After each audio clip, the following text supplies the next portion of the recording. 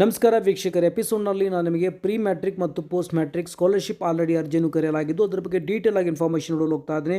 ಮುಂದೋಗಿಂತ ಮುಂಚೆದವರೆಗೂ ಚಾನಲ್ಗೆ ಸಬ್ಸ್ಕ್ರೈಬ್ ಮಾಡಿದ್ದಿಲ್ಲ ಅಂದರೆ ಸಬ್ಸ್ಕ್ರೈಬ್ ಮಾಡಿ ಹಾಗೂ ಬೆಲ್ ಬಟನ್ನ ಪ್ರೆಸ್ ಮಾಡಿ ಮುಂದೆ ಅಪ್ಲೋಡ್ ಮಾಡುವಂಥ ವೀಡಿಯೋಗಳ ನೋಟಿಫಿಕೇಷನ್ಗಾಗಿ ಹಾಗೂ ಕ್ವಿಕ್ ಅಪ್ಡೇಟ್ಸ್ಗಾಗಿ ನೀವು ಇನ್ಸ್ಟಾದಲ್ಲೂ ಸಹ ಫಾಲೋ ಮಾಡ್ಬೋದು. ಅದರ ಐಡಿ ನಾನು ನಿಮಗೆ ಸ್ಕ್ರೀನ್ ಮೇಲೆ ತೋರಿಸ್ತಾ ಇದ್ದೇನೆ. ಸ್ಕಾಲರ್ಶಿಪ್ ಬಗ್ಗೆ ಡೀಟೇಲ್ ಆಗಿ ಇನ್ಫಾರ್ಮೇಷನ್ ಆಗಿ ಅಫಿಷಿಯಲ್ ವೆಬ್ಸೈಟ್ಗೆ ಹೋಗೋಣ. scholarships.gov.in ಅಂತ ನೀವು URLನಲ್ಲಿ ಟೈಪ್ ಮಾಡಿ ನೀವು ಅಫಿಷಿಯಲ್ ವೆಬ್ಸೈಟ್ಗೆ ವಿಸಿಟ್ ಮಾಡ್ಬೋದು.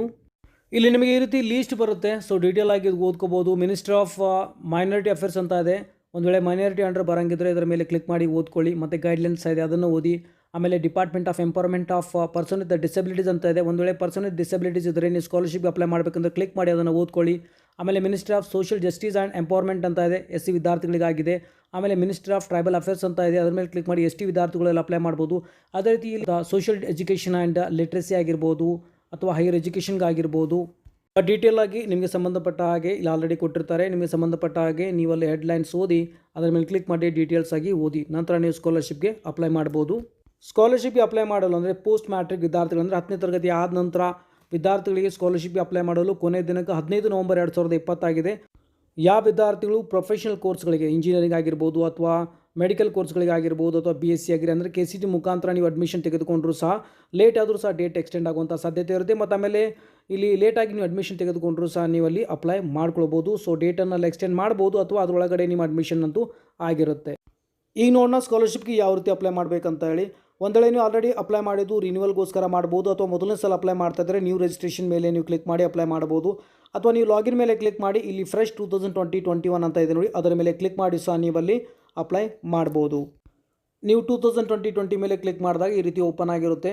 ನೀವು ಇಲ್ಲಿ ನ್ಯೂ ಯೂಸರ್ ಅಥವಾ ರಿಜಿಸ್ಟರ್ ಮಾಡ್ಬೋದು ಅಥವಾ ನೀವು ಆಲ್ರೆಡಿ ಅಪ್ಲೈ ಮಾಡಿದ್ದು ಲಾಗಿನ್ ಮಾಡಿ ಅಪ್ಲೈ ಮಾಡ್ಬೋದು ಅಥವಾ ರಿನ್ಯೂವಲ್ ಸಹ ಮಾಡೋದಕ್ಕಾಗಿ ಅಲ್ಲಿ ತೋರಿಸಿರುವಂತಹ ಅಪ್ಲೈ ಫಾರ್ ರಿನ್ಯೂವಲ್ ಮೇಲೆ ಕ್ಲಿಕ್ ಮಾಡಿ ನೀವು ಅಲ್ಲಿ ಅಪ್ಲೈ ಮಾಡ್ಬೋದು. ಒಂದು ವೇಳೆ ನೀವು ಆಲ್ರೆಡಿ ಅಪ್ಲೈ ಮಾಡಿದ್ದು ನಿಮಗೆ ಸ್ಕಾಲರ್ಶಿಪ್ ಸ್ಯಾಂಕ್ಷನ್ ಆಗಿದ್ರು ಸಹ ಇಲ್ಲಿ ನಾನು ತೋರಿಸ್ತಾ ಇದ್ದೀನಿ ನೋಡಿ, scheme by scholarship sanction list ಅಂತ ಇದೆ, ಅದರ ಮೇಲೆ ಕ್ಲಿಕ್ ಮಾಡಿ ನೀವು ನಿಮಗೆ ಸ್ಕಾಲರ್ಶಿಪ್ ಸ್ಯಾಂಕ್ಷನ್ ಆಗಿದೆಯಲ್ಲ ಅಂತ ನೀವಲ್ಲಿ ಚೆಕ್ ಮಾಡಿ ನೋಡ್ಕೋಬೋದು.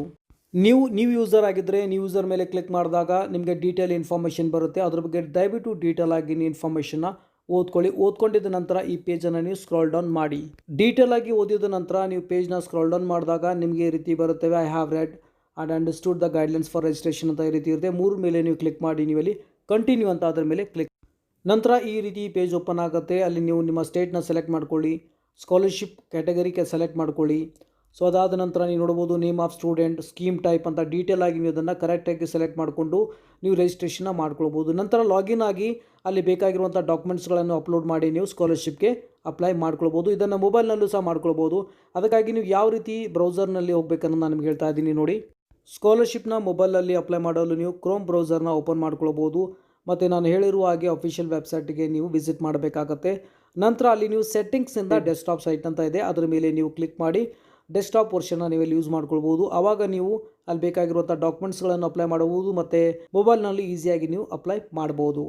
ಸೊ ಈ ವಿಡಿಯೋದಲ್ಲಿ ಇಷ್ಟೇ. ಚೆನ್ನಾಗಿ ಅನಿಸಿದ್ರೆ ಲೈಕ್ ಮಾಡಿ ಮತ್ತು ಮ್ಯಾಕ್ಸಿಮಮ್ ಜನರಿಗೆ ಶೇರ್ ಮಾಡಿ. ಮುಂಬರುವಂಥ ವಿಡಿಯೋದಲ್ಲಿ ಬೇಕಾಗಿರುವಂಥ ಡಾಕ್ಯುಮೆಂಟ್ಸ್ಗಳ ಬಗ್ಗೆ ಸಹ ಡೀಟೇಲ್ ಆಗಿ ಇನ್ಫಾರ್ಮೇಷನ್ ಹೇಳ್ತೇನೆ. ಸೊ ಮತ್ತೆ ಸಿಗೋಣ ಮತ್ತೊಂದು ಎಜುಕೇಷನಲ್ ಅಪ್ಡೇಟ್ ಒಂದಿಗೆ. ಅಲ್ಲಿವರೆಗೂ ಟೇಕ್ ಕೇರ್, ಬಾಯ್.